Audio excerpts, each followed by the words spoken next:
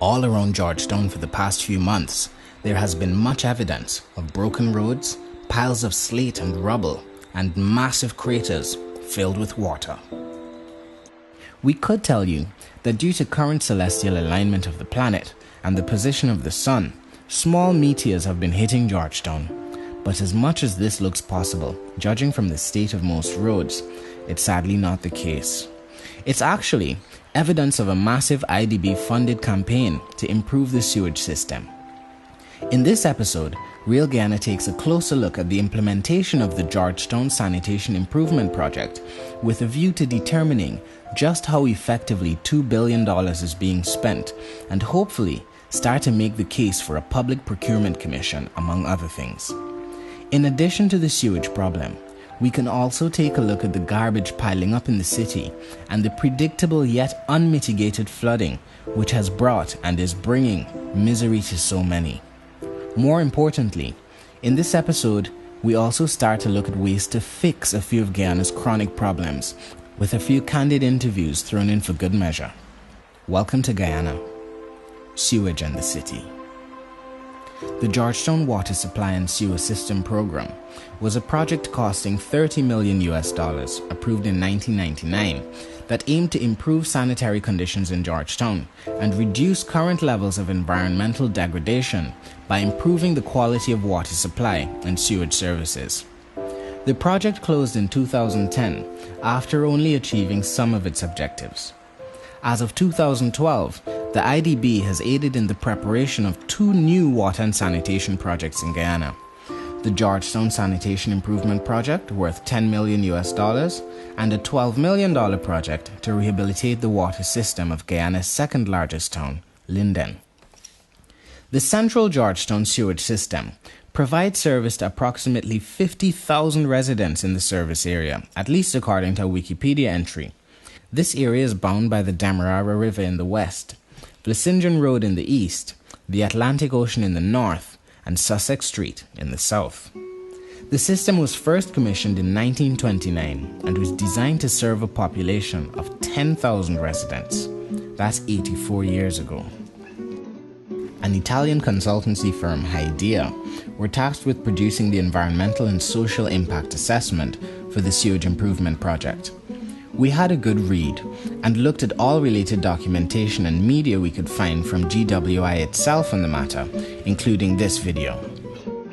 That uncomfortable gentleman in the red shirt is actually the project manager.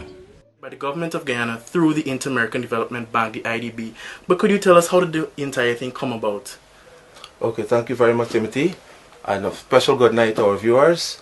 The Georgetown Sanitation Improvement Program is an initiative by the government of Guyana and funded by the IDB at a tune of US $10 million. Now, there are several components that comprise the entire program, but of specific interest is the priority works, which we consider as the main works under the Georgetown Sanitation Improvement Program. Now, the scope of the work entails the complete rehabilitation of the entire sewer system. Now, the sewer system, as we know it today, is over 70 years old. There are pipelines that have been there in existence, over 75 to 80 years old, and there are 24 sewer stations that is connected to the system that receive the sewer that is being pumped into the Atlantic. And so, given the deplorable stage or the deplorable state of the system today, it was a wise initiative, a very wise investment on behalf of the government of Guyana to address the issue of the poor level of service that the business community and the residents in general have been experienced over the last couple of years. And so this program is geared to completely rehabilitate and overhaul the entire system. Great. That sounds like a huge project, and I know you're tasked with all of that, Oren. Yes. And we should mention, you mentioned the sewer mains themselves will be rehabilitated. Yes, the sewer mains will be rehabilitated. As a matter of fact, we will be replacing over 12 kilometers of pipelines that are in existence, that are old, that are full of incrustation, and that are leaky, and that is creating pop-ups around the city where leakage and other adverse occurrences is prevalent. And so we try to eliminate all of that under this program. The direct beneficiaries of the project are the users of the central Georgetown sewage system, which is now 5 times the number of people it was intended to cater for, while the total beneficiaries are all the inhabitants of Greater Georgetown, around 239,000 people based on results from the 2002 Guyana census. We're still awaiting the 2012 census, but that should give you an idea of just how much strain the sewage system is under. Yes, how long it been like this? Only last couple of years now. So they don't come and clear it or anything? Not take since that nobody ever comes. Some of the main problems encountered through the condition assessment analysis of the current sewage system concluded, in addition to other things, that there was infiltration of wastewater from street sewers and manholes, leakage from the ring main, trench crossings and delivery mains, insufficient use of pumps due to malfunctioning, or constraints linked to energy consumption. Additionally, it was discovered that there was inadequate pressure at the outfall diffuser, and the amount of time wastewater is being retained in sewers, manholes, and raising mains was too long. That said, you already know this if you live in the capital. You know what the situations be like? It's a real messy situation, man, you know, especially with these politicians inside me.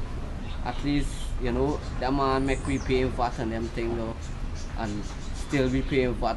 The people are making money from VAT and still ain't spending no money and do nothing, you understand? This place here could drain and they're dry, but due to the drainage, nobody ain't coming and cleaning and no maintaining it and nothing, so.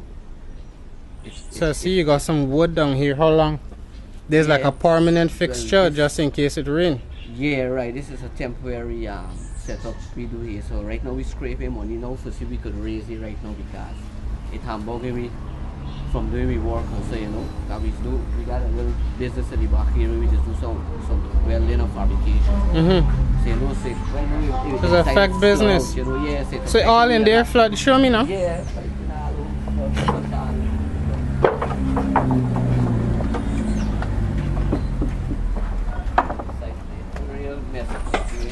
I got in the long boots. You see, watch. And now we're trying to stand still a piece and trying to make it up. We're trying to raise the level a bit, but it's personal expense you have to go into to do this. Yeah, right, exactly. When they could have just cleared the drains. Yeah, right. If the drains are maintained and clearing, we would have got this problem here, you know. Because this is lately casting what people do in one. And you cast this lately? Yes, you understand, yes. And still like it don't work well. It's like you don't do no casting. This get snakes and centipede and plenty Congo hills. Not a nice situation. If they cleaning the drain and got this thing made, so we wouldn't get this problem here. We wouldn't got this problem. You understand? Can't we pay VAT and all them thing the body and none in the what? People them tell we when we pay VAT thing and the better off. We can get thing and send food and we think and them nothing and harm them body VAT and doing none to nobody. VAT is right now they're like vampire, they don't stick away money out to be fucking. You understand? Like a bully. Plans for the upgrade are extensive and include the complete reconstruction of the ring main for a total length of 5.5 kilometers, in addition to the replacement of the delivery mains from pumping stations to the ring. We'll post more links with details in the description, but what's important here is value for money. The last loan for $30 million approved by the IDB in 1999 was slashed to $16 million as part of our debt cancellation package, and that particular project didn't get rave reviews. So here we find ourselves again, with another loan and another big project. Like many projects in recent years, the Ministry of Public Works have sat this one out and contracted private entities to conduct public works. S. Jagabin and Nabi Construction have won the contract and are undertaking work in partnership with each other. The idea report is pretty long, and we don't expect many to have read it through, though if you use a toilet in Georgetown, you should. There are a few things worth sharing right here, right now, because if you travel around the country with some of these things going around your head, we hope you'll start to judge your environment more honestly. We encourage it. We're hoping each of you can start to take an honest look up and down and around the country and start making a more informed assessment of what you're seeing. Hydea notes that the project cost is estimated at 1.68 billion Guyanese dollars, and additionally, a lump sum has been provided for emergency rehabilitation of street sewers in selected locations to cater for the fact degradation of street and yard sewers is also responsible for a considerable amount of infiltration of wastewater in the ground. At the launching of the project, the minister indicated that the project will cost 2 billion Guyanese dollars. We have our chief executive of GWI, who's been very vibrant for the past few weeks. He is very enthusiastic. He has a strategic vision for GWI, and at this time, I'd like to for you to join with me in putting our hands together and welcoming Mr. Sheikh Baksh. Thank you very much. Now, this is a stakeholders consultation because this is a major project. Over $2 billion will be spent on the Georgetown Sanitation Improvement Program. What Real Guyana has noticed, however, is that on all the signboards put up by the government to highlight their good work, the price quoted is $1.2 billion. We hope this is an honest clerical error and not meant to mislead the public with regards to how much money needs to be accounted for. Next, they made note of the importance of the environmental and social issues in Guyana as expressed by our constitution, local legislation, and international acts to which we are signatories. It's worth internalizing this next bit of information because it truly drives home the fact that we live in a lawless land where our very constitution is being disregarded. We'll juxtapose a few lines from our constitution against a few clips of everyday life in Guyana to help you see what we mean. These are taken from the Guyana Act No. 2 of 1980 and its consecutive amendments in 2003. Article 25. Every citizen has a duty to participate in activities to improve the environment and protect the health of the nation. Article 36. The well-being of the nation depends upon preserving clean air, fertile soils, pure water, and the rich diversity of plants and animals. Article 149J. The environment.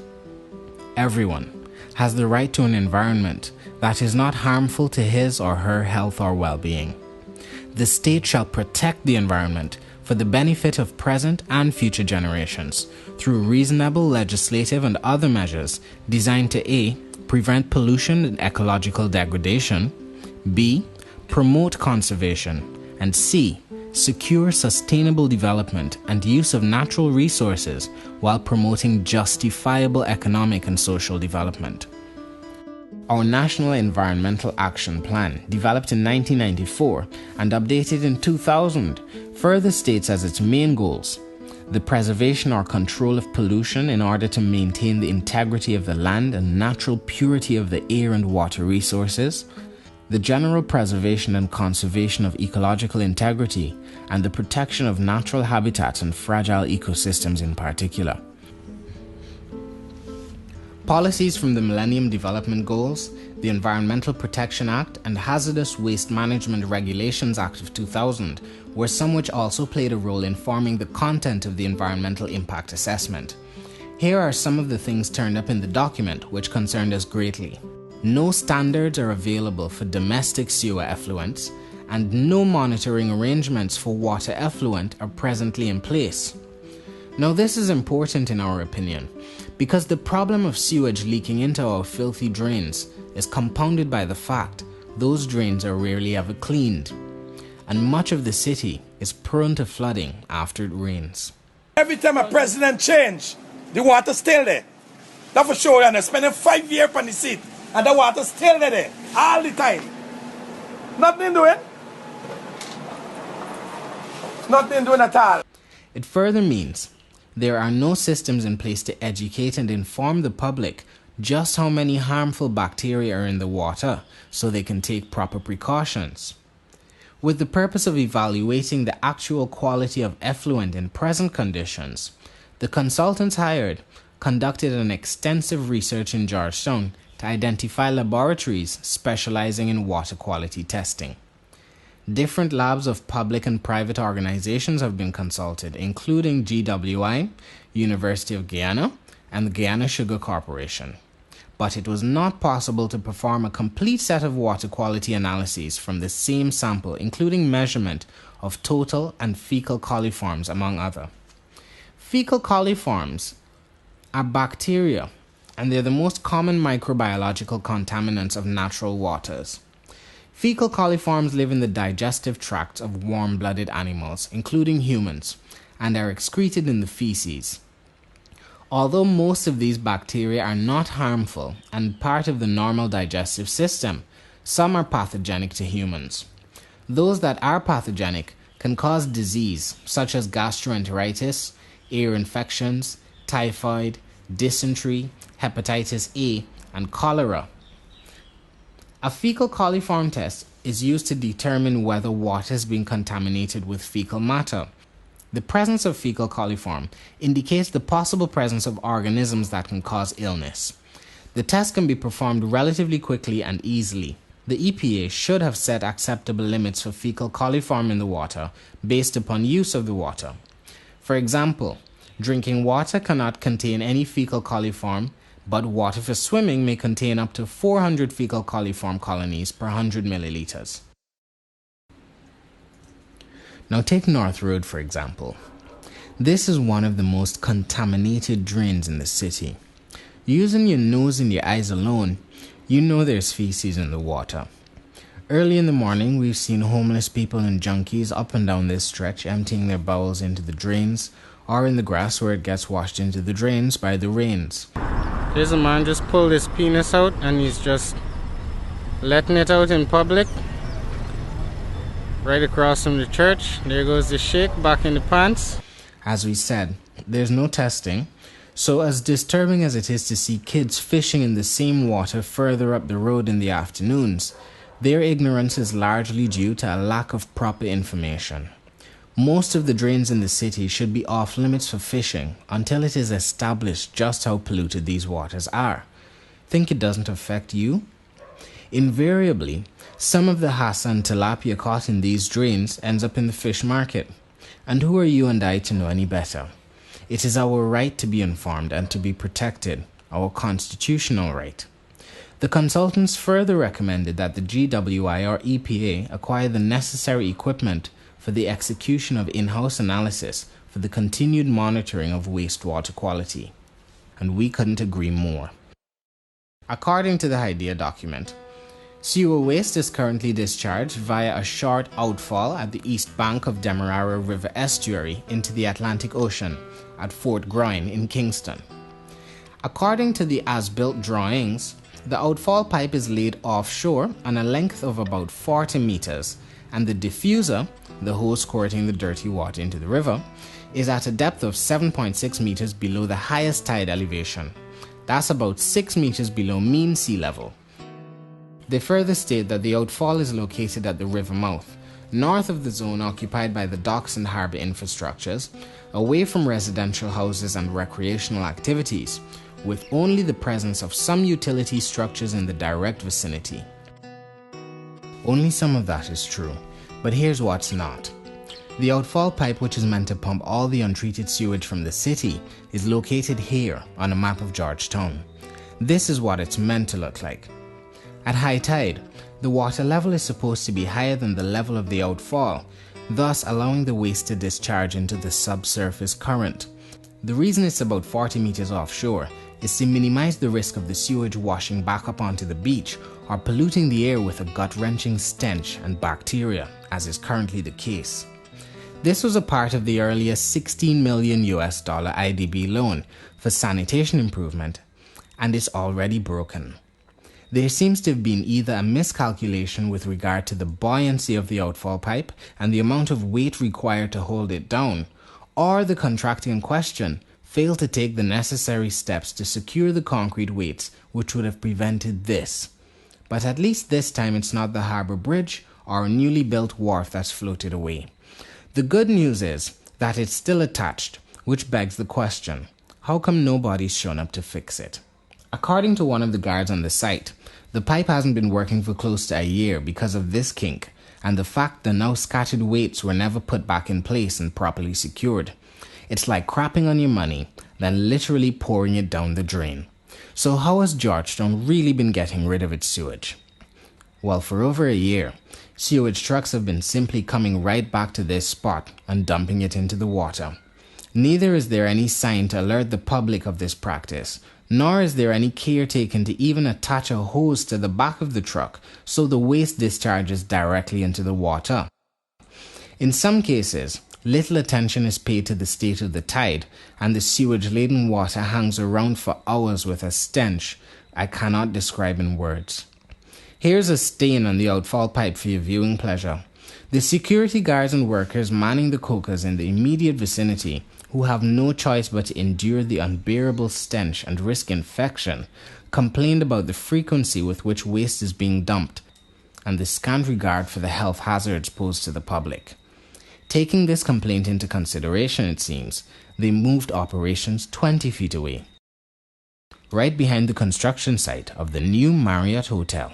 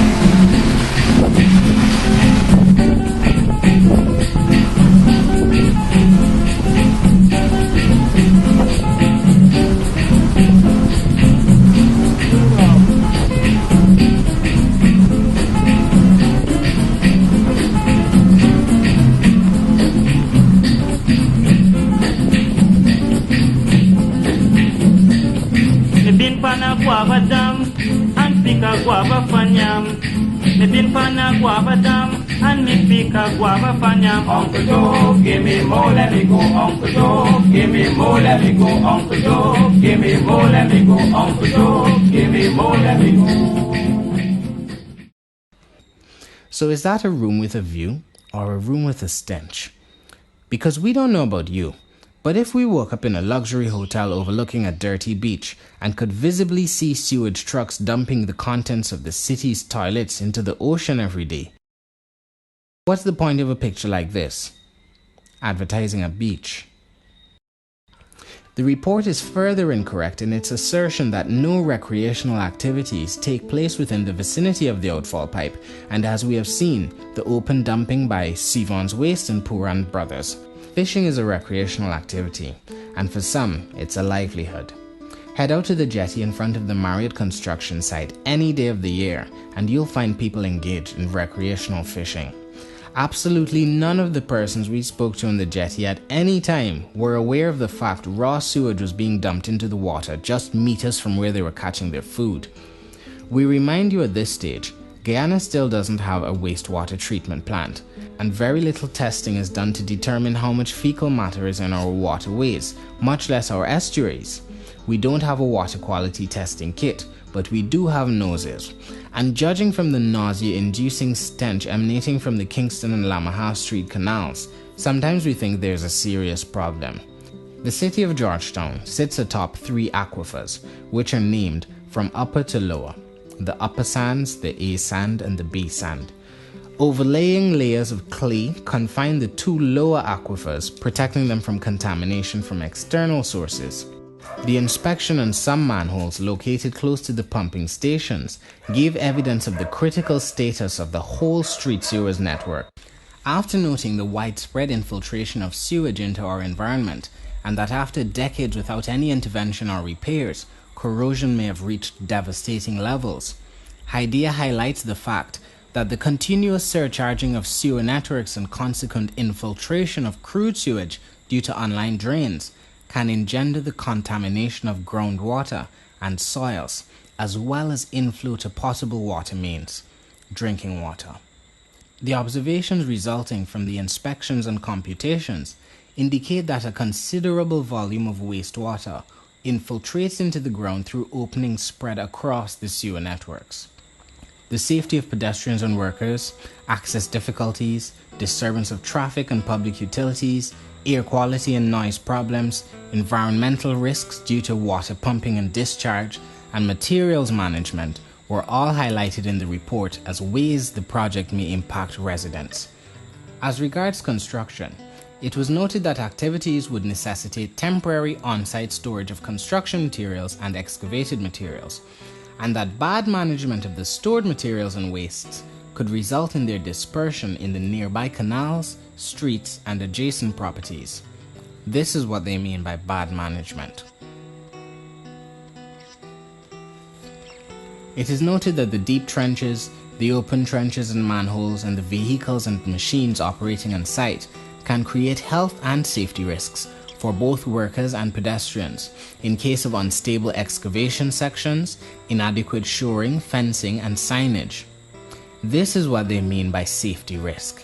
Inadequate shoring, fencing, and signage, all in one. The key positive environmental impacts expected from this project are reduction of leakage into the ground and superficial groundwater, reduction of contamination of potable water consequent to infiltration of wastewater, elimination of leakage into canals, consequent improvement of the public health and sanitary conditions of central Georgetown residents. It was noted that during the operation phase, the collected sewage will be discharged into the Demerara River estuary without any preliminary treatment. But this is already the current situation.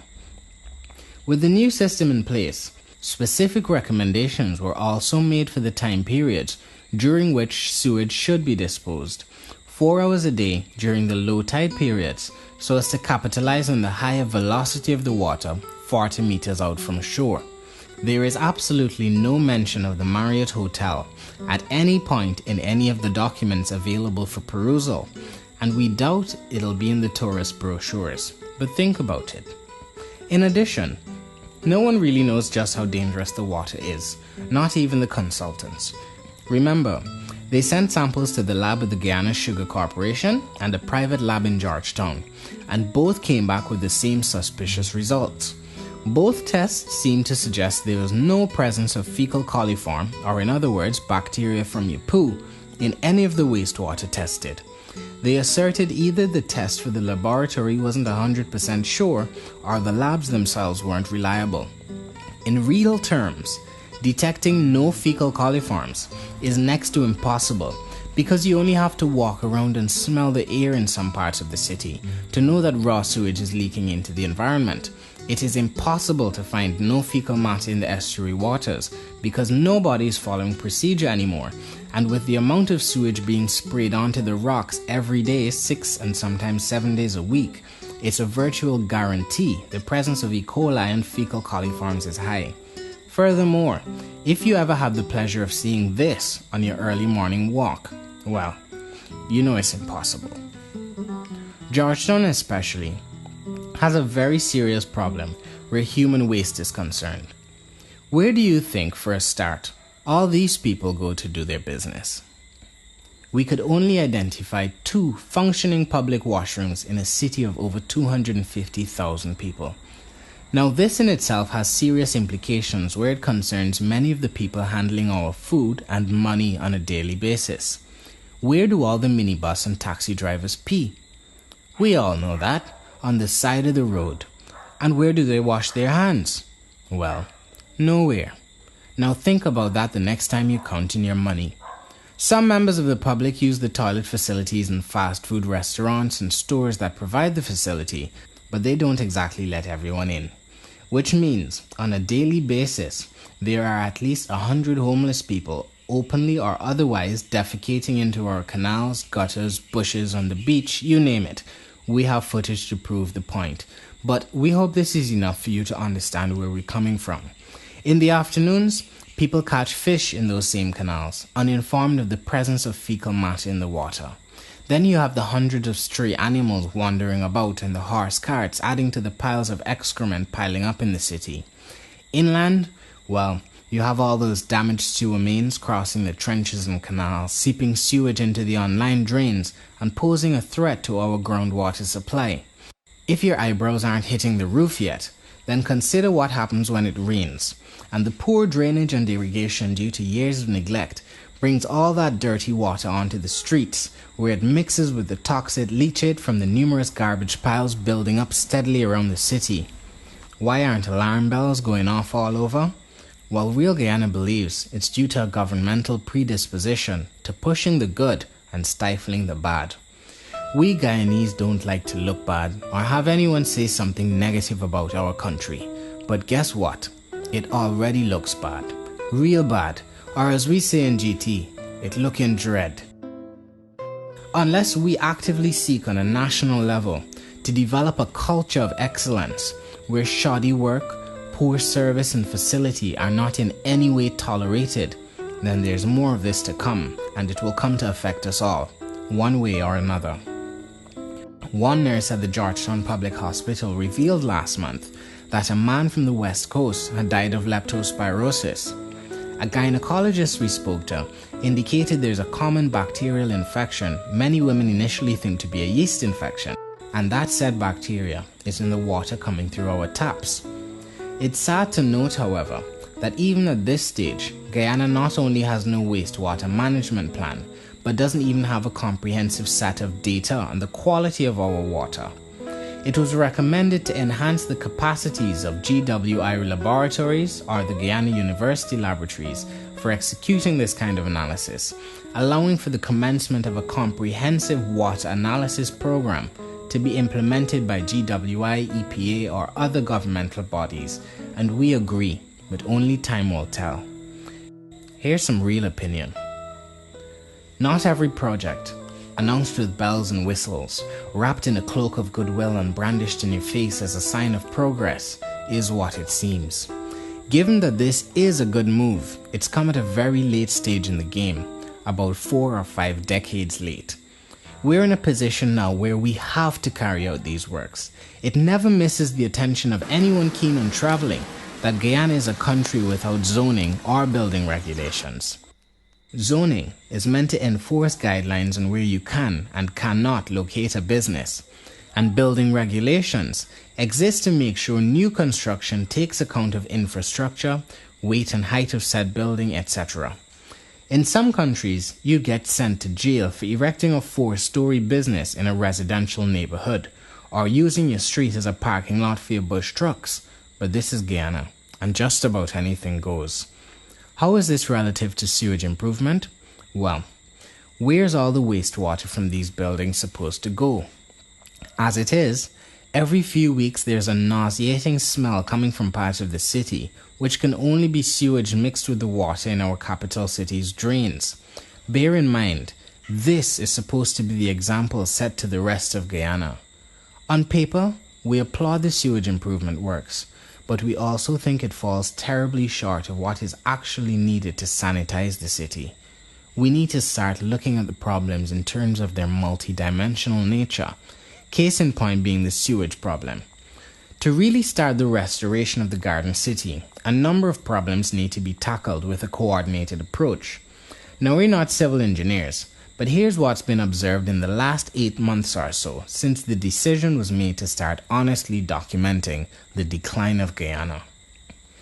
The 3 problems Real Guyana believes should be tackled in sync are garbage, drainage and irrigation, and public sanitation. All 3 impact each other and the sewage problem in the city. Here's why. First of all, garbage has become a major problem across Guyana. Over the past 2 years, the problem has become overbearing. Garbage brings with it a host of problems. It's a breeding ground for rats and vermin, which then find their way into your homes when it rains and the streets in your neighborhood flood. It poses in some cases a serious health hazard by way of its contents, openly disposed of on the streets, riverbanks, and in the drains. Again, you name it, we've seen it or smelled it on a Guyanese roadside. Burning diapers full of poo, plastic, condoms, and insect repellent containers which explode in the flames. We've seen ladies' sanitary products disposed of in household garbage that ends up in the streets, in bags opened by stray dogs and junkies looking for food. This is not about being disgusting for the sake of it, it's about being honest. It is disgusting, and the sooner we admit there's a problem, the sooner we can start to address it. What good is it proclaiming your worth as a proud Guyanese if you're sitting on your hands watching your beloved country turn into a cesspit? What's there to be proud of then? Chana and egg ball? Get real. Guyana is much more than Kaitro Falls, virgin forest, and pepper pot. It's also partly embodied by the plight of its people. Our maintenance of the spaces which aren't so virgin anymore speaks volumes of our respect for the land we call our home. We live in a shanty town, perched on a mountain of gold only few have access to. If that doesn't boggle your mind, well, we need some of what you're taking. So, garbage is number one. Problem number two is the drainage and irrigation. We'll put out a more extensive video on the topic in the future, but for now it shall suffice to say, almost 90% of the drainage and irrigation work in the capital for the year alone has been carried out in the last month or so, after the spring tides produced record waves and overtopping caused the flooding of large sections of this upper income neighborhood. The drains were so heavily silted up because no one bothered to clear them during the dry season, and some had so much silt and grass they were almost indistinguishable from the parapet. A hasty clearing effort took place around the site, which in combination with the outlet pumps helped alleviate the flooding, but residents still sustained millions in losses due to water damage. Oh, and the British and Canadian diplomatic ambassadors live around here. So how's that for a warm Guyanese welcome? The only other time for the year that there has been limited cleaning of drains was in the lead up to World Environment Day. This is how they left it, and how it will most likely stay if the past is anything to go by. Thing is, the situation with the drains and canals around the city has deteriorated to such an extent a couple of days cleaning the streets the diplomats used to get to work and people used to come from the airport, that didn't do much. And it was even sadder to see that as World Environment Day came to an end, so did the cleaning, with Stabroek News announcing the end of a month-long cleanup campaign. But right now, most of the drains in the city are clogged and the city is full of garbage. We all know that. During the rainy season, the water has nowhere to go and ends up flooding large parts of Georgetown. But on the coastland especially, our network of drains, gutters and canals was built as a means of absorbing excess water so the city wouldn't flood when the tide was high and the water couldn't be released into the ocean. Like our sewage system, things have been allowed to reach a critical stage and we fear only a disease outbreak will bring any action. But it doesn't have to reach that stage. In fact, it shouldn't. Problem number 3. Public sanitation. As mentioned earlier, this is a massive problem. Not only should it be unacceptable to have 2 or 3 public toilets in a city of close to 250,000 people, the condition of those toilets in existence should be deemed unacceptable and unfit for use. They do not currently promote hygienic practice, as they are filthy themselves. So where do you think the vendors you buy your food from in the market go to the toilet? Would you use this toilet? I don't need to urinate or defecate. I'm just walking through.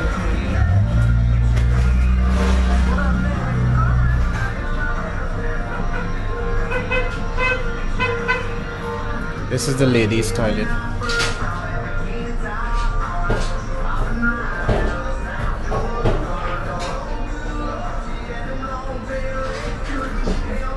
You wash your hands. That's another ladies' toilet. Let's check out the men's.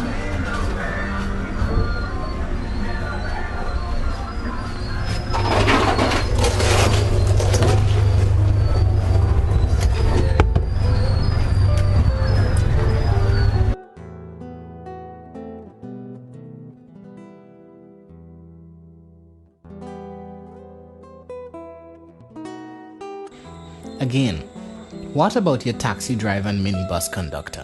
Where are they washing their hands? Where are they emptying their bladders? It also needs to become unacceptable for people to be urinating on the side of the road and defecating in the bushes and drains. All those slots there are basically outlets from the toilets, and it flows over, the sewage flows over the rocks and onto the drains. At the end there, that's about 3 piles of human excrement, right? And that gets washed down all into this drain, and this drain directly leads to North Road through this culvert here. Alright, so that water directly connects with this water here. Alright, this is the culvert it comes through, and up and down the road. Alright, the water is actually green, so you know there's feces in this water, and every day there are people fishing in here because they don't know any better, but they deserve to know. To avoid coming into contact with this water when it rains and the city floods, it's virtually impossible for some people. At times you either have to walk through it, get your feet muddy in the corner, or risk death avoiding the puddle by walking in the middle of the road. In addition, the dumping of garbage is even noted by HYDEA as a major cause of the inefficiency of the sewage system. Everything is interlinked in some way, and to ignore one problem is to allow another to grow.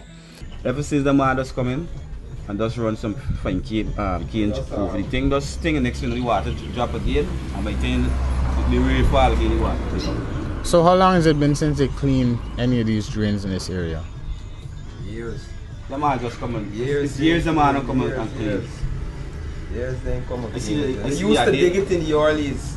In the Orleans, I know as youth, man living here. Some guys for 18 years I don't live in here. They used to come and dig this drain. Now, the culvert breaking there, the road breaking. So obviously blocking up the culvert. So every like 20 minutes rain you get here. So this year you get this year. Because you have these structures like pretty much permanent, because it looks like the flooding is serious. You see down here.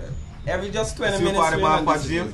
20 minutes rain and this happens? Yeah, just about not even a full half an hour. 20 minutes. They just keep breaking steady because the culvert breaking. And the culvert patch it yesterday. Down here? No, right by the post, by the post. The road, patch the road.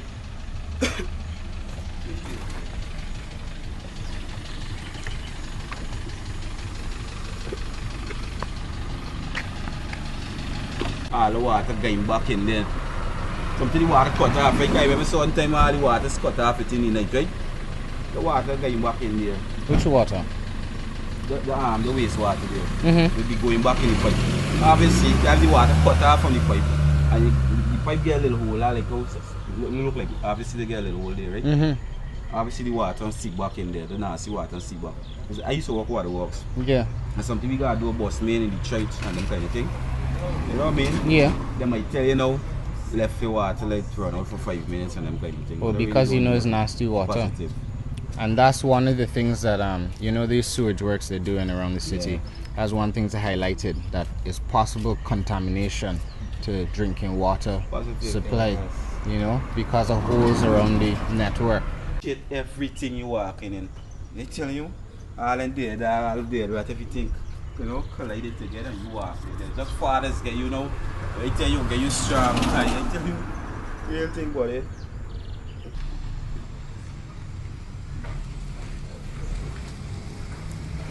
As a result of that blocked culvert, you've got problems like this popping up. Alright, so you've got the raw sewage. This is someone's bridge that they definitely have to jump over. I hope it's not an old person that's arthritic. You know, you got to think about everyone. Or what if a disabled person lives there? Anyone for that matter could get sick. And then on this side of the road, you got some of the compound problems due to the water. You've got erosion at the side of the road, and it's literally started to sink. Morning.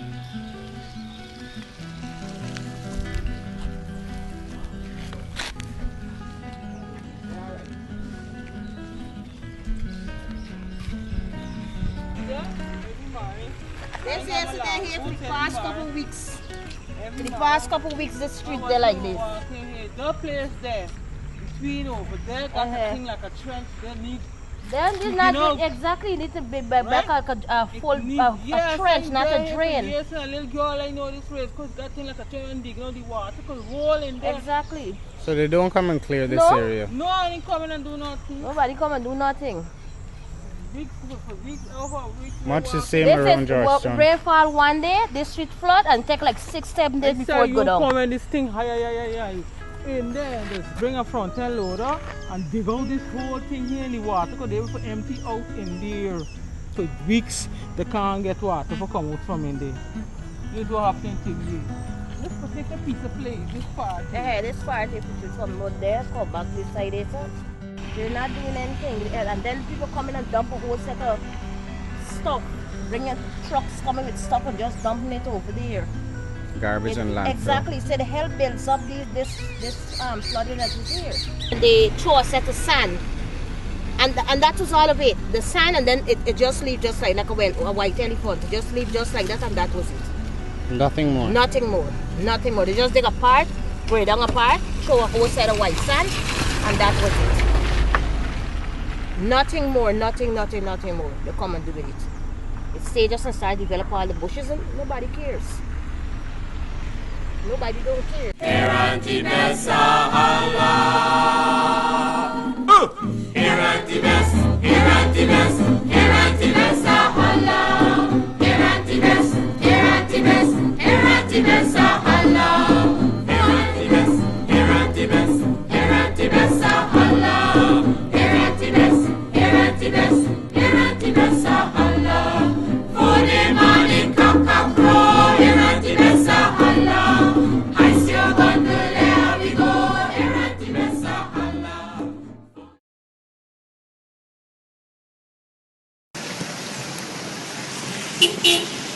One morning the captain wake, he wake the boatman wake, he wake the bowman wake with the paddle in the hand. All I want is a long and strong is too much for me. Long and strong is the economy.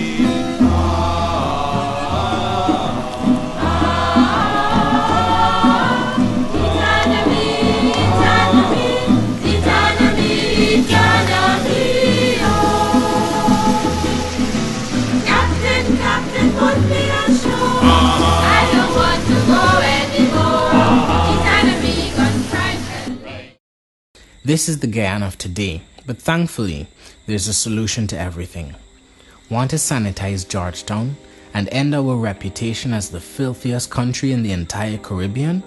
Here are a few opinions with regard to the 3 problems listed, all of which severely impact our sewage problem. Solution number 1. The beginning of an end to garbage. Take a trip to Guyana, and you might be convinced Guyanese are just a bunch of dirty people. And for a while, we were of that same opinion. But if you took a cold, hard look at this place, at the system within which we exist, you'll find it positively promotes nastiness. Have you ever seen one of these? They're all over the place, and we don't know just how much has been spent by the government alone on anti-littering and public information campaigns over the years, but we'll tell you one thing. 2 major problems exist which hamper these efforts before they even leave the ground. First and foremost is the severe shortage of bins in and around the capital. Even though you have a please do not litter sign, use garbage bins, I don't think you could walk this entire street and find a single garbage bin anywhere. Literally, top to bottom. That's Border Market on the end down there, and that's Winifred Gardens Primary School.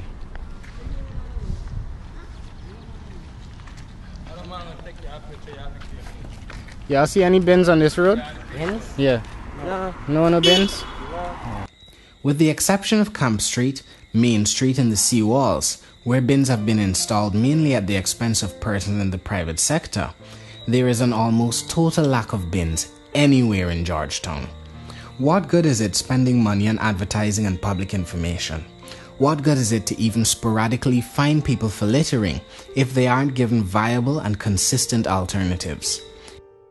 Every day, drive up and down the coast and you'll see people sweeping their yards. And at least twice a year, there's havoc as everybody ritualistically cleans the entire house top to bottom. So what about outside? No bins. And waste collection by the mayor and city council and many of the neighborhood democratic councils outside Georgetown is wholly insufficient in terms of both frequency and scope. In fact, many residents have completely lost faith in the collection system and have taken waste disposal into their own hands. Burning and dumping have become some of the default methods of disposal for much of the civilian population as a consequence of this infrequent collection and as a result of a severe lack of enforcement by relevant bodies such as the EPA in prosecuting persons involved in these clandestine activities. Add to this the fact most people don't know just how toxic the garbage they're burning is, or what impact it's likely to have on the environment and potentially their own health in real terms, and we're in a really bad place. And it won't get better until we start demanding it as our right. A case in point. Almost 2 months ago, we posted this video of horses eating their way through the garbage pile at the head of Camp and Lamaha streets. It's safe to say at least 1,000 children and adults use this avenue every day to get to and from work and school. With the erection of this new office building at the head of Camp Street and the opening of the new GRA office here, there are far more people using this street now and the numbers will increase. You'd think someone saw the video and was ashamed enough to make sure they're all emptied in a timely manner from now on, so we wouldn't have dirty videos like this to show you, but that's just not been the case. Instead, we revisited Camp Street this Sunday to find every single bin had been removed. No collection procedure in place, no new bins put up to cater for the fact the old bins were crappy because they had big holes in them. They've just been removed outright and not been replaced. So there are now no bins on Camp Street. That was the location of another bin, and you can go right down. You won't find another one, friends. So outside the Guyana Revenue Authority office, hundreds of people come here every day and step out into streets with absolutely no bins. That's St. Margaret's Primary over there. Those children walk down here. The children from Christ Church Secondary School and going further down Queen's College, the Technical Institute, all use this thoroughfare in the afternoons after school and in the mornings to go to school. And it's reasonable to assume quite a few of them would have some litter to dispose of. So Camp Street was one of the few streets that had any bins available for people to, throw their waste. Camp Street was one of the few streets with any bins available for people in the country, the other street being Main Street. Every single bin.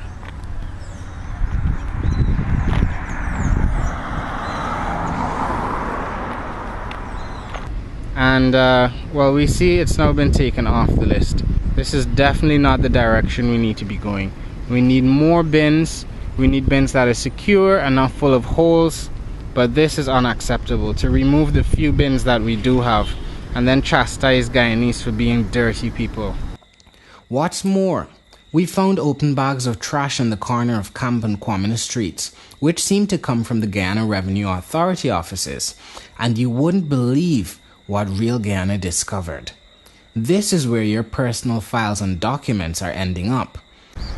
Let's take a closer look at this garbage here. We're here on Camp and Kwamina Street, opposite the TVG building and just down the road from the GRA headquarters. And there's a pileup of garbage that includes not only some household waste, you can see some cheap seasoning down there, and a few meat trays. But you've got tons of this stuff here. These are the packages that printer paper come in. Now, who would be disposing of such a large quantity of printer paper? Well, I know the GRA prints out a lot of information every day. I wonder if we could get close enough and see if there are any names. Oh my god. They've got people's identity cards in the mail. Driver's license. GRA are dumping people's personal information in the streets. That's a driver's license for someone called Rajpati. There's an ID card here. A photocopy of someone's ID card. We fear the day identity theft becomes a serious issue in Guyana with this kind of activity going on. So we have even less bins in the city now than when we started. Have a look at the link below, also posted in the description when you're done, and have a thorough read. We think this is the study the American ambassador was likely referencing on World Environment Day, as he spoke about how America came to change their littering habits.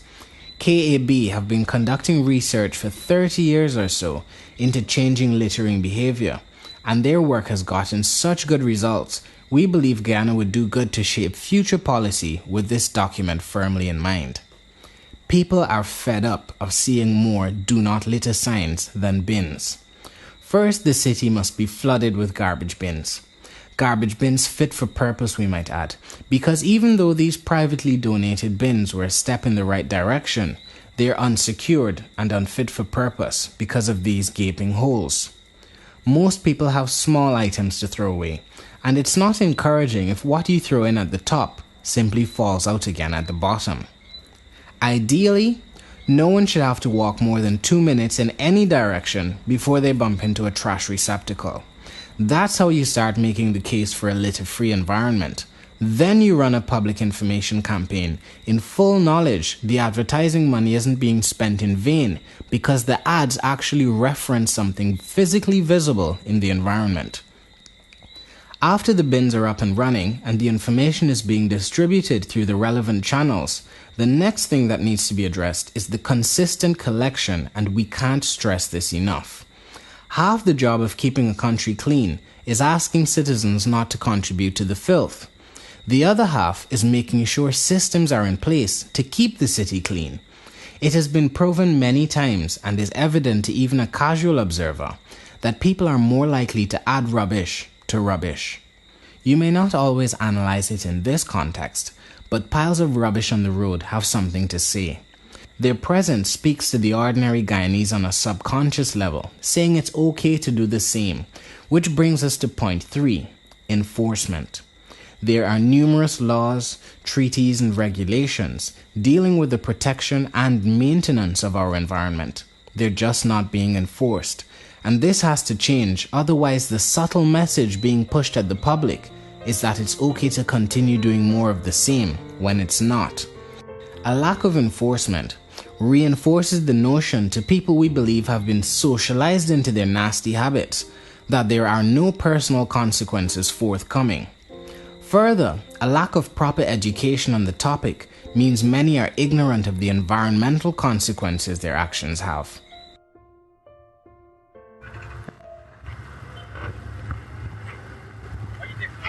I just want a couple comments on who pays you to throw rubbish down here. Born in this rubbish. Yeah, I understand you're burning it. Born in it. Not that I'm dumping it. Yeah. And left it. Born in the sea. But it don't look good. It didn't happen to nobody. Yes, it is. Look, the smoke. Nobody never complained. Plastics. But the gardens, that's straight ahead. There's only because of the wind direction, right? You know, this one right there, National Park Commission is born right beside the garden. There the trail is coming. The National Park Commission has burned garbage? Right there, right beside the garden there. In the gardens there. So who pays you to dispose of this stuff here? Yeah, we knew the people that were living right opposite here. And Bel Air people decided they were. So people from Bel Air are paying you to dump garbage down here? That's born it right. Yeah. Don't dump it no way. so somebody bunting. Don't affect nobody. But to you, dumping and this is not dumping to you? It's burning. Yeah. Alright. That's dumping. Don't mistake. It's not dumping, it's burning. And the things with the oxygen and things. But brother, I understand you're making your bread, right? Yeah, you know it's toxic, the chemicals released from burning the garbage? Well, the people tell me not to.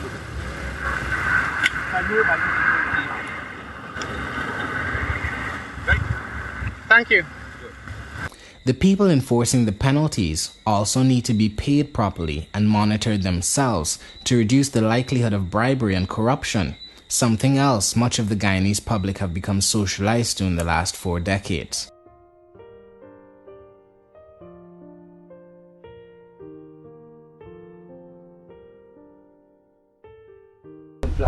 Workers there is get pension after 55 years they resign and they get pension till they die. But city council workers don't get a pension. Only officers like town clerk, chief constable, and these people get a pension. The ordinary worker who clean all them drain, he's get a thing named pension scheme where he throw. He don't get gratuity. They're robbing them. I got to work here till 65 years till I let the guards say this it. Me got no pension for get just my pension scheme was through. Not entitled for, which I suppose entitled service man. Ask anybody part of the world. City council got the facility. Years of service. Years of service. City council don't get years of service. All the big officers them get. Who never clean a drain. Never clean a drain. They call them overseer and anything.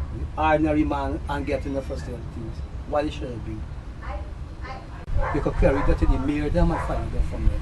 Why it's supposed to be that? Man supposed to get pension if he work. So man work it 35 or 40 get nothing. There's a pension scheme that throw again. Easy. Normality must be reclaimed for the future of this land, and you too need to play a part in effecting this change by demanding it as your right, your constitutional right.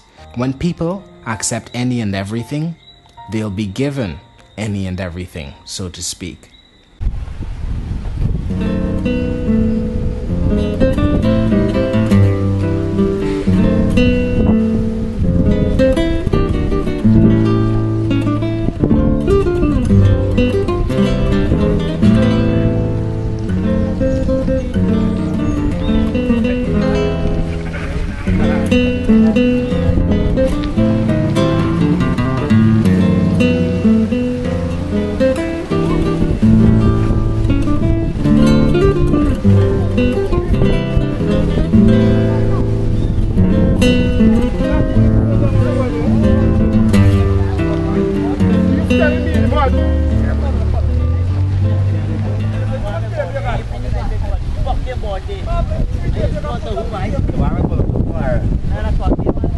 So, flood the city with bins, clean up and collect the rubbish, enforce penalties, and don't under any circumstances set a bad example. That's Homestretch Avenue over there, and this is the Botanical Gardens. Every day for the past couple months, I've been passing on a homestretch, just like that bus there, and noticing smoke, sometimes large billowing plumes of smoke coming from this area, and just could not believe it after speaking to the guy burning rubbish on Sheriff Street. It seemed that they were dumping garbage here, and I've seen an MNCC truck since coming into the location. Why would they be using the national park as a landfill site? It's easy to see how the Repentier started.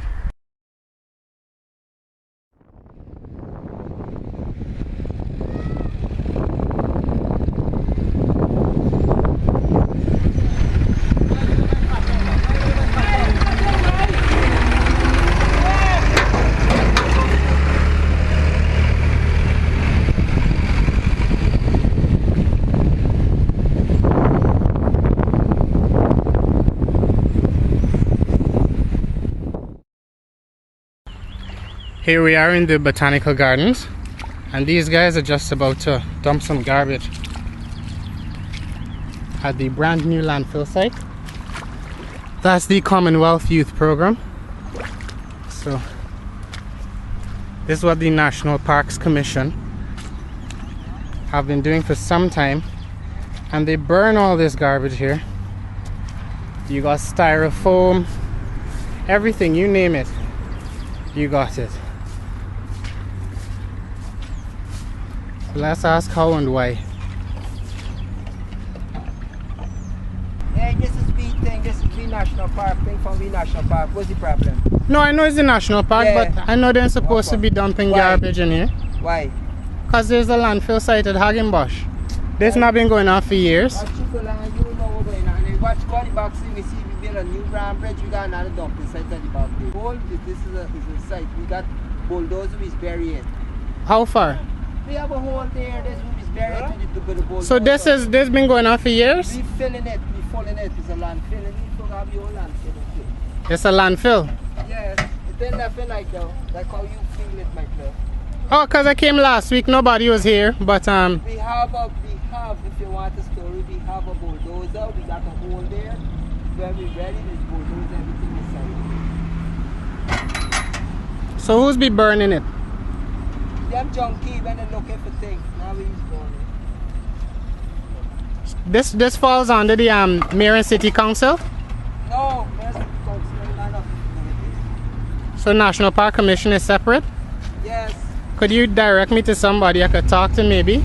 At an office or something? We ain't want nobody to help with nothing, man. Go for the one and do call it, you want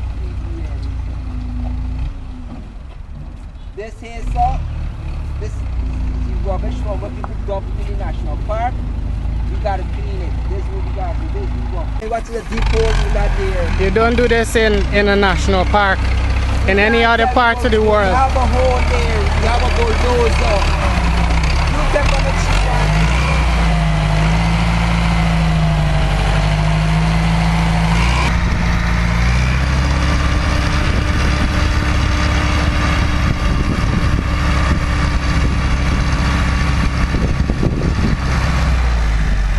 You got tires in there, broken glass, wood, and as the man said, junkies.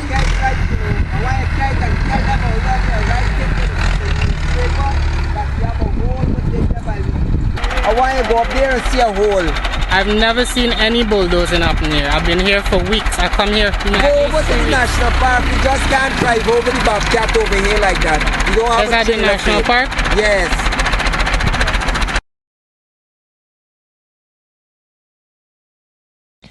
The mayor and city council are about $4 billion in debt, and as such, the limited works in the capital have all but come to a standstill. The $4 billion of taxpayer money that could have bailed them out is being put into this hotel to presumably bring tourists to see what $4 billion could and should have been spent on. Here's hoping they go directly to Kaichor Falls, then go home, so they don't have this to show their friends and family when they return. In any nation, your capital is your pride and joy. Why should it be any different in Guyana? Thankfully, the famous Mandela dump site at the rear of our national cemetery is now closed, but it's worth noting it got so big at one point you could see it from space. Here's the proof. A new dump site has been commissioned much farther away, but the Mayor and City Council and the National Parks Commission have taken it upon themselves to create a number of temporary landfills in the city, which they burn almost daily. One of those is in the Botanical Gardens, clearly visible as you drive down Homestretch Avenue. The other is in the cemetery, in the bit that wasn't a landfill before the Mandela dump site closure. How surprised we were to learn that the Mayor and City Council are actually responsible for most of this. It sets a terrible example for the public to see something like this. For me, this country needs a recycling plant. Not one, needs one. And if they get one, it will be beneficial to everybody. Also, the government is going to bring in revenue.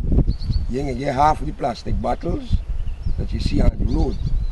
Half of them, not even half, you mightn't see none. Once you get a recycling plant, as we were saying, the people with a car junkie know, well, look, I could pick up 5 bottles and get $2 for a bottle. You know, you won't see bottles on the ground. And then for me, you can drop your crime rate because remember Marco pick up 120 bottles whatsoever, you know you get in a race and you gotta go in trouble nobody things. But I don't know. It's something I was saying long years ago, years since growing up. And after I finally started bringing these plastic bottles and stuff, I've been telling people, I say, you know, this is the only country I know don't recycle bottles. They're trying with the cardboard thing now, up the bank. Yeah, but plastic is just an obvious one to tackle. It's everywhere. Right. Every gutter, every canal, every road. Every you could see a plastic bottle. Right? Even in the middle of the cemetery. I tell you. You'll find plastic bottle, but these rubbish here, council itself is bring it in. But what does this do, eh? All the coat is here. The council brings this rubbish. Right in here. They got a tractor, they got a truck. Right in here. I ain't got a light. That's why I'm telling you this straight. This is why I witnessed more than 1 or 2 or 3 occasions. You're recycling and you're making. So right away you find revenue coming in. The plant paying for itself. It's not where the government got every month, the government got to pay like bill. They got to pay this, they got to pay workers, the plant do everything. And right away you create jobs for other people. Okay, let me see, 2, 3, 4, 5 a week, we ain't doing nothing. But they got a recycling plant, we can find something to do. You know what I mean? Yeah. Rather than there, squatting wrong, you might look at going somebody yard and pick up 2 pieces of iron or something. You understand? You should get food in the paper bag. You know, you could remember that here in the grip proof or in the paper boxes, which could be born. And I mean, these styrofoam boxes could be born too. Right? Now, the next thing the government got to realize, you're making a dump, you're digging hole, you're throwing plastic inside. Tell me which year with this piece of plastic rot, it would live for the next 21 years, just like this. Thousands of years, Thousands of years, just like this. And this here now will cause erosion on the land. Because remember, if you got 10 bottles in this car now, right? The land just prop up on the bottles at the top and the bottom. So you got a hole. Sometimes one day somebody with enough weight thing prop, it break, you find the whole thing break down. First thing, you got plastic recycling, you won't see a plastic bottle on it. Trust me, I'm telling you this. Because when, as I was saying, when the people, as I said, is junkies, that is his terminology, pick up and then gotta move. You of your own self as an individual would start putting it in a bag. Put it in the rubbish bin. And the plan itself could improvise something like bags or to make some bins and the way to put it at different points. And it got bigger on it. All plastic bottles recycled in this bin. I don't think we could go wrong. Just go on the net and get into contact with somebody who's doing waste management business and start finding out how I could get about getting a plan to recycle plastic bottles. The man tell me, Danny, you would do that? I say, yeah, I would do it. But just that me had the money for do it. Because I know when I make a recycling plan, bottle recycling plan, my major customer will be banks. Because remember when I recycle, I'm making back.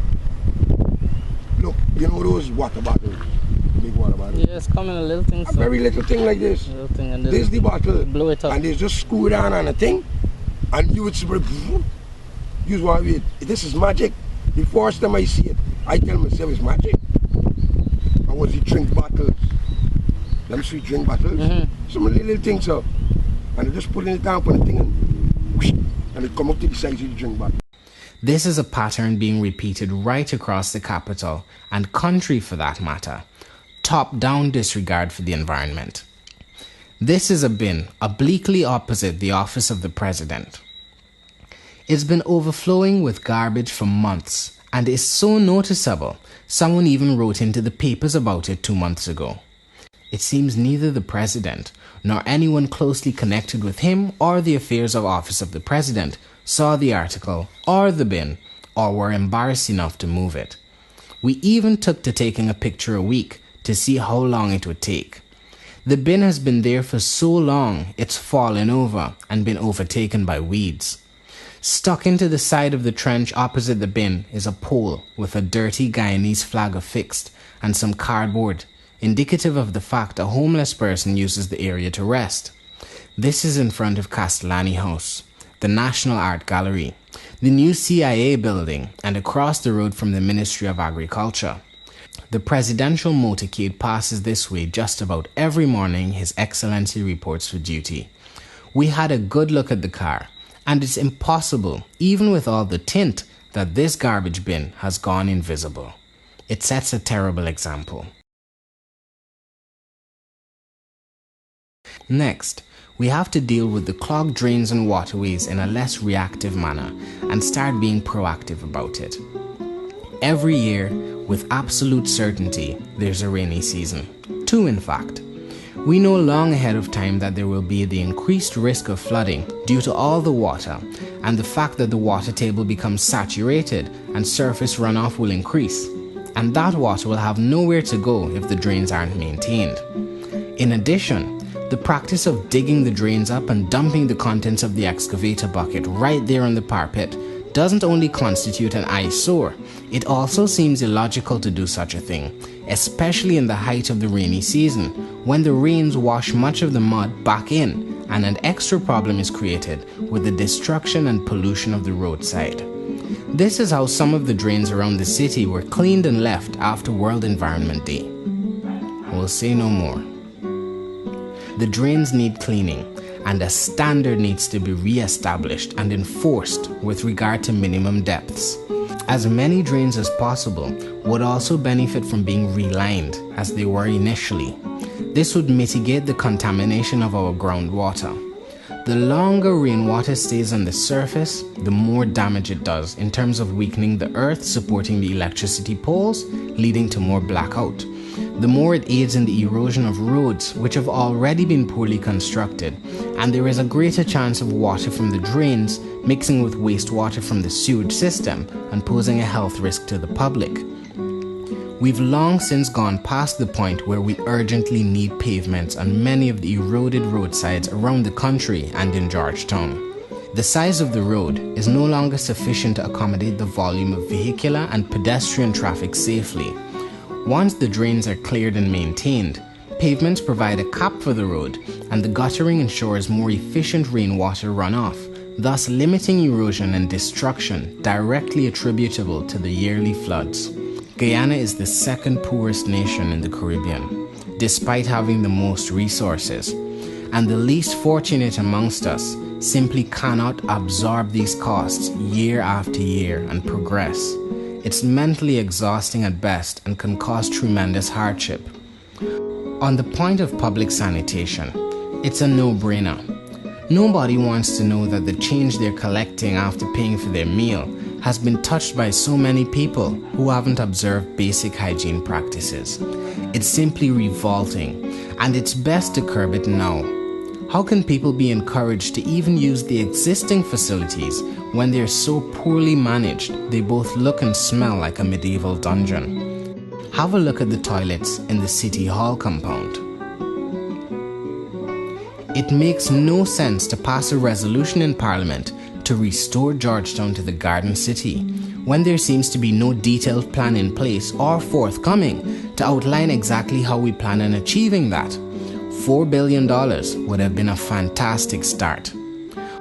Once people aren't peeing in the gutters and crapping in the drains, and the drains are unclogged so when it rains water doesn't flood the streets, and there isn't any garbage to mix into it, and the stray animals are picked up so their excrement isn't mixed in as well, then, and only then, will we be on our way out of the jungle city and into the garden. The ballooning homeless population also needs to be engaged and their needs met.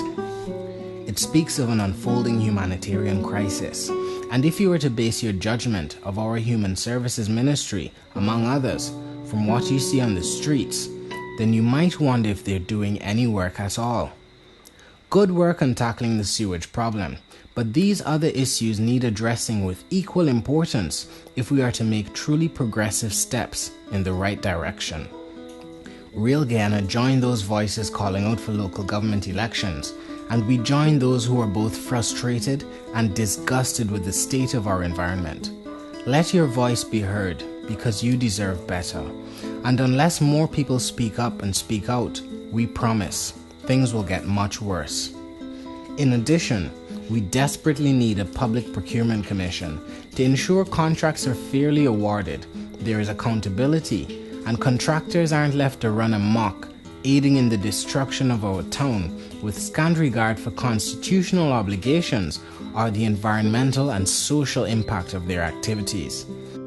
It's time to put a stop to the kickback culture which has so consumed Guyana. It's costing us more and more every day. Take a look at how the sewage works are currently being executed and tell us if you don't see the need for proper checks and balances.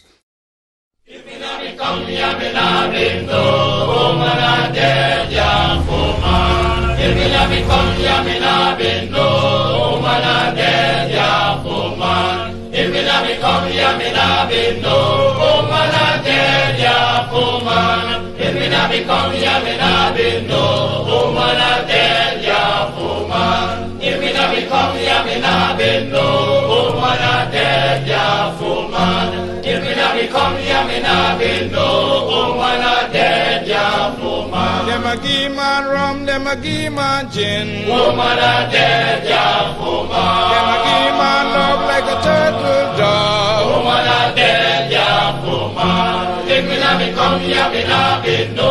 Woman a dead, ya woman. If me na me come here, me na be no. Woman a dead, ya woman. If me na me come here, me na be no.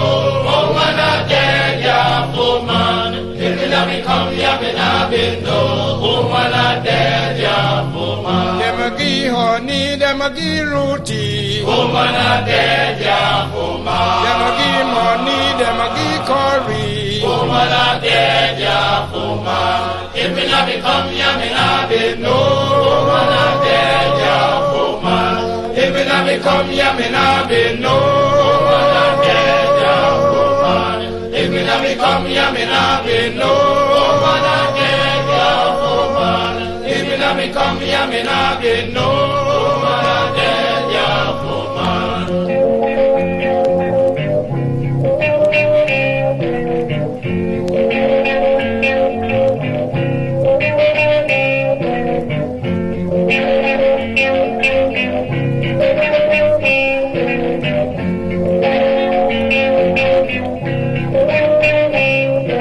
Timberman, you hear the call. Where you see Panta como, Timberman.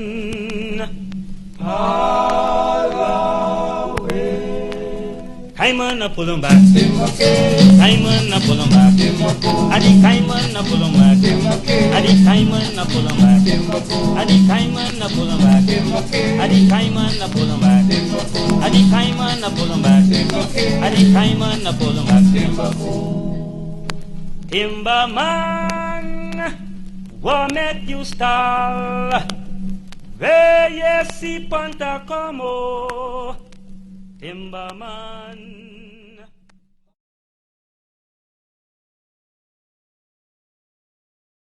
We'll leave it there for now, but have a serious think about some of the issues raised here and feel free to post your comments and ideas.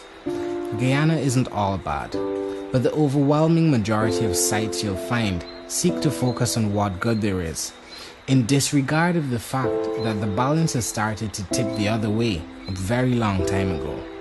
We will not support burying our heads in the sand. It's just not practical. One by one, we must own up to the fact our nation is in crisis. We must look into our hearts and find the love we have for this land and its people, and use both to drive our quest for solutions and to strengthen our resolve to leave a better place for future generations of this land. Children aren't born into a political party. They aren't born racist. They don't care about the color of skin. They're loving and inquisitive with open minds and represent our best hope for a bright future.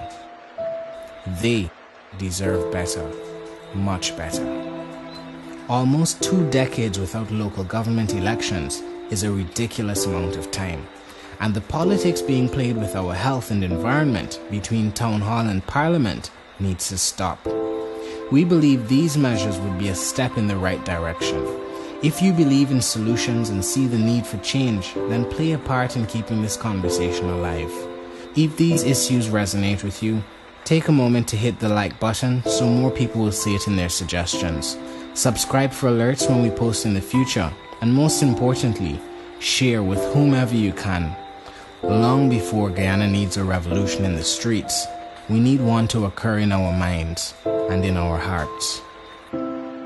It's time one people, one nation, one destiny started sounding like our motto again, and less like a sick joke someone scribbled on our coat of arms. Welcome to Guyana. Never Joe. Real Guyana. Never Joe. Never Joe. Oh, money never. Money never. Money never. Money never. Money not know what you conniving.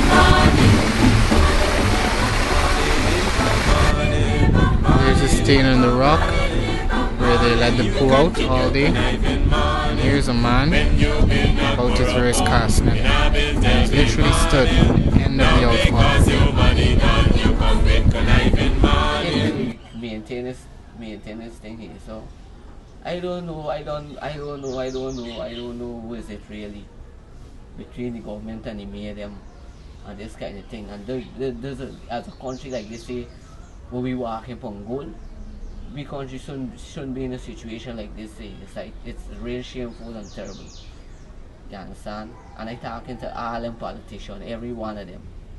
You understand? Because none of them is standing up to it. None of them. All them just sit down and blind them out and nobody is standing up to it. This country, I don't know. Everybody come, they're really looking at this side, you know. They're looking at like them big buildings to put up 8, 9, 10 buildings around the place. Investment, yes. You can invest in a big dirty stinking country.